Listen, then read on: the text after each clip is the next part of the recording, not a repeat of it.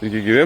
Iš esmės šiandieną mes minime birželio 14, tai yra gedulo ir vilties diena Lietuvai. Tai ko gero vienas skaudžiausių įvykių, kada Sovietų sąjunga pradėjo masinius trėmimus.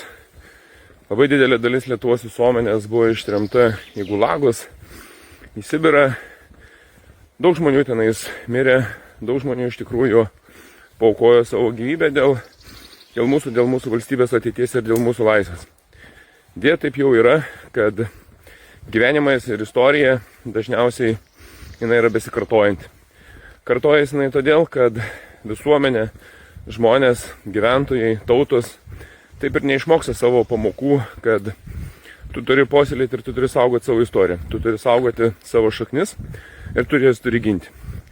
Kada visuomenė ir piliečiai praranda tikėjimą savo valstybę, tai priešas visą laiką randa galimybę su to kirminu įeiti ir perimti ją. Taip jau atsitinka, kad politikai, kai kurie visuomenės veikėjai pradeda tikėti ne savo piliečiais, ne savo tauta, bet jie tiki kitais. Kiti kitomis tautomis ir kitais posakiais, kad ateisim, atvažiuosim, eisim, išgelbėsim jūs, eikit mėlyai broliai į mišką, tuoj mes atvažiuosim jūsų ginti. Nei jie važiavo, nei jie važiuos, niekada jie negins. Valstybę, tautą galima ginti tik tais patys žmonės. Kitas mūsų niekas neapgins. Birželio 14, tai yra gedulo ir vilties diena, kurios metu mes matėme, kiek buvo ištremta kultūros visuomenės veikėjų, mes matėme, kaip buvo ištremti mokytojai, pedagogai, politikai, prezidentas netgi buvo ištremtas mūsų, bei kita visuomenės dalis. Kas ir kaip ir bebūtų keista, kad ir kaip bebūtų skaudu, bet mes iš tos pamokos neišmokome. Neišmokome, nes jau turime 2026 metus ir niekaip Lietuvos politikai nesugeba priimti KGB išviešinimo dokumentą. Tai vienas, ko gero, svarbiausias mūsų dokumentas Lietuvos istorijai, jeigu politikai atrastų jėgų ir pastangų, kad KGB dokumentai būtų išviešinti. Kai išviešintumėm KGBistus, jūs pamatytumėte, kas buvo tikrieji mūsų tautos naikintojai. KGB esantys žmonės, ne visi buvo jie blogi. Buvo žmonių, kurie buvo įtraukti, tiesiog kad įtraukti, bet labai didelė dalis, apie 80% KGBistų, jie sutiko bendradarbiauti dėl geresnio gyvenimo, dėl savo interesų, dėl to, kad jie nekentė Lietuvos, dėl to, kad jie nekentė mūsų tautos.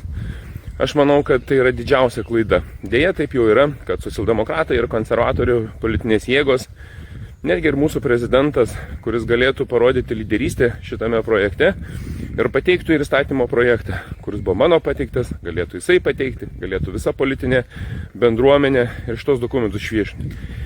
Kai jūs pamatytumėt, kas yra tose sąrašuose, jūs galėtumėt suprasti, kaip mūsų Lietuva yra toliau tampoma. Kaip yra tampomi politikai, kaip yra tampomi verslininkai, kaip yra tampomos tam tikros teisėsaugos institucijos. Deja, mes esame paskutiniai. Estai buvo pirmi, kurie atgavus nepriklausomybę išviešino KGBistus. Latviai tą padarė 2014-2015 metais, o mes dar trypčiojame. Mes bijome, nes tulpės, rožės ir visi kiti aukšto rango pareigūnai, jie turi labai didelę sąsają su KGBistais. Tai dar sykį, mėly mano bičiuliai, draugai, mūsų gedulo ir vilties diena. Gedulas buvo tuo metu, dabar mes turime džiaugsmą, nes mes turime nepriklausomą valstybę. Jie tuo metu paaukojo gyvybę už tai, kad mes būtume šiandien laisvi. Bet deja, vieno dalyko mes dar nepadarėme. Mes neišviešinome tų, kurie žudė, naikino mūsų valstybę. Norėčiau palinkėti, kad per ateinančius metus konservatoriai, socialdemokratai, liberalų sąjūdis bei kitos politinės jėgos, kurios yra tikėtina tampomas KGBistų arba valdomas KGBistų, arba netgi jie priklauso vienai ar kitai dar struktūrai, kad jie atrastų jėgų ir Seime parodytų politinę valią ir tos dokumentus išviešinam. Istorija yra istorija, bet tiesa turi būti matoma visiems.